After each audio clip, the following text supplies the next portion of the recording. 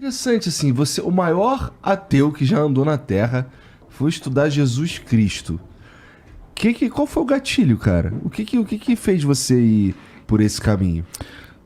Como eu disse, eu estudo o processo de formação de pensadores. Como é que Einstein, com 26 anos de idade, 27 anos, abriu o leque da sua mente para produzir uma teoria fora dos muros de uma universidade, numa firma de patentes, sem nenhum glamour intelectual? Isso é um objeto Entendeu? muito interessante de Como estudo. é que é? Ele não tinha nenhum orientador, professor, doutor, um jovem que era tímido, que não deu certo como aluno, que tentou se colocar numa universidade e foi preterido como professor, não era eloquente, e que tinha uma emocionalidade com viés depressivo. E mais para frente, quando já era famoso, internou um filho num manicômio e cometeu um erro crasso, porque não foi visitá-lo. O homem que mais conheceu as forças do universo, e ninguém fala sobre isso, ele foi derrotado pelas forças de um universo mais complexo que o mundo físico, a sua mente, porque o ambiente tétrico de um manicômio,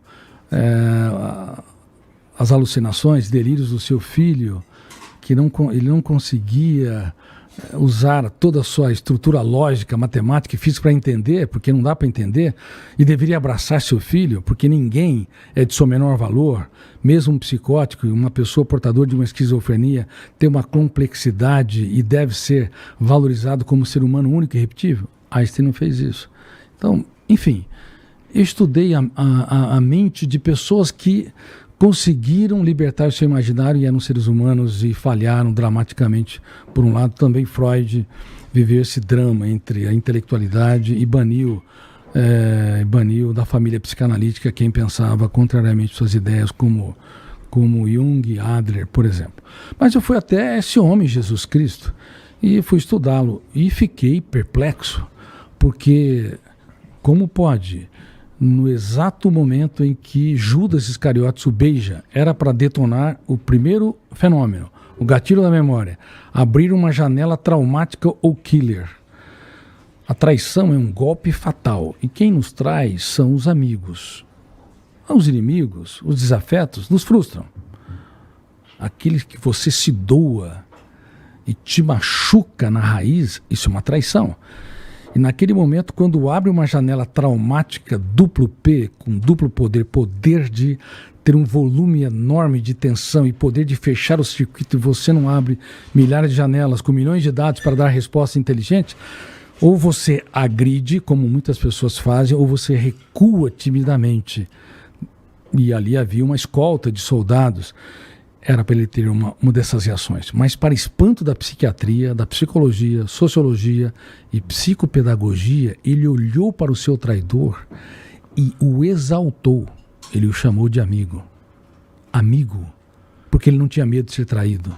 Ele tinha medo de perder um amigo e usou uma pergunta e levou o método do questionamento em níveis que o grande questionador da filosofia, Sócrates, jamais imaginou. Amigo, por que você está aqui? Claro que ele sabia por que ele estava lá. Só que ele não dava respostas prontas. Ele queria que o ser humano encontrasse o mais importante endereço. Ele queria que os seus alunos elaborassem as suas respostas. Aí eu teci uma frase.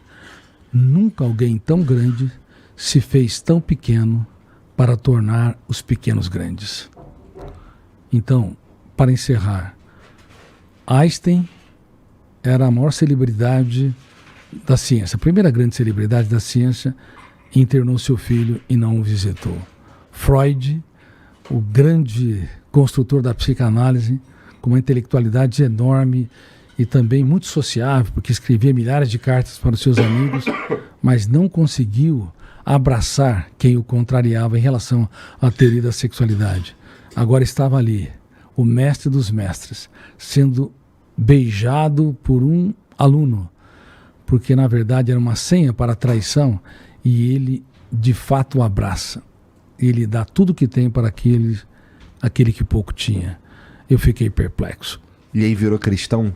E virei um cristão sem fronteiras. Eu não defendo uma religião, sou lido por pessoas nas mais diversas religiões, budismo, islamismo, brahmanismo, espiritismo, catolicismo, protestantismo, e eu fiquei perplexo.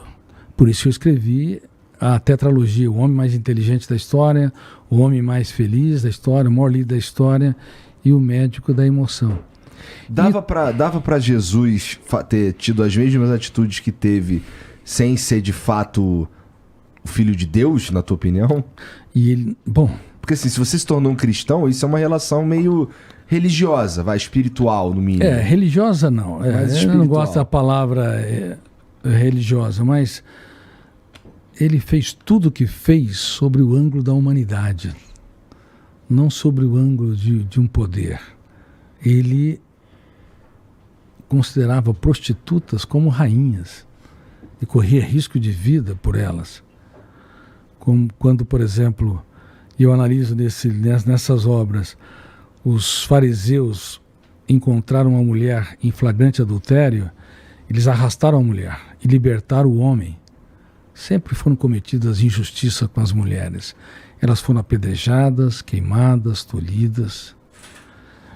E temos um débito impagável com elas. E hoje elas são usadas para vender produtos e serviços quando usa-se o padrão tirânico de beleza e que entra no inconsciente coletivo e está gerando gravíssimos problemas ligados à anorexia, à bulimia e à vigorexia. Mas é um assunto que podemos falar um pouco mais para frente. Mas, quando perguntaram para ele, essa mulher que foi arrastada, qual o teu veredito? Que resposta ele deu? Aquele que nunca pecou, que atire a primeira pedra. Então, essa foi a segunda resposta. Qual foi a primeira, então? Sobre os ângulos do estudo da mente dele, da psiquiatria e psicologia, a primeira resposta é não dar resposta. A melhor resposta quando o seu filho ou sua filha te contraria, ou seus colaboradores te frustram, é você fazer o silêncio proativo. Você se cala por fora e grita por dentro. Quem me ofendeu? Por que me ofendeu? Qual a melhor resposta que eu devo dar num foco de tensão? Por isso ele escrevia na areia. Ele se recusava a comprar aquilo que não lhe pertencia. Você sabe por que nossa espécie tem baixo nível de viabilidade? Ela sempre fez guerras. A nossa espécie sempre discriminou, sempre cometeu violências das mais diversas formas. Se você vê o império, dos mais diversos impérios, desde o Império Romano, o Império Bizantino, o Império Otomano, e mesmo antes, Gengis Khan, atrocidades inimagináveis, porque detona o gatilho, abre janela killer, a âncora agora, diferente da síndrome do pensamento acelerado, onde não há foco, você pensa muito, quando há hiperfoco é um problema grave. Mais grave do que a ausência de foco, ausência de concentração. Porque naquele momento o Homo sapiens se torna Homo bios, instintivo, um animal. Então naquele momento, quando inquiriram qual a sua resposta, ele se calou, ele abriu o circuito da memória. E aí no segundo momento, após ele escrever na areia, quando na verdade estava escrevendo nas tábuas da sua mente, aí sim, ele se levantou e ele, numa resposta, resumiu, sintetizou as ciências jurídicas, a sociologia e a psicologia. Quem não tem erros e falhas, atire a primeira pedra. Ele não impediu o apedrejamento, ele mudou a base do julgamento. E ele levou aqueles homens a viajarem para dentro de si e encontrar suas loucuras. Porque todos nós temos falhas. Todos nós temos incoerências. Não há um psiquiatra, não há um psicólogo, não há um ser humano que não tenha débitos consigo e com as pessoas que estão ao seu redor. Basta ter coragem para mapear as nossas loucuras, que nós vamos ser mais humildes, vamos julgar menos e abraçar mais.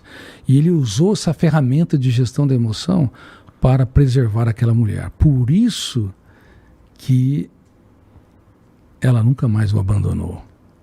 Porque o amor só nasce no terreno da liberdade. Você tem que dar direito para os seus filhos irem, para os seus colaboradores irem. Porque se eles te amam de fato, ou te valorizam de fato, eles vão ficar. Porque só há amor se houver liberdade. Se há controle, você vai ter servos, você vai ter pessoas dependentes, mas não vão ter pessoas que vão te valorizar na estatura que você realmente merece.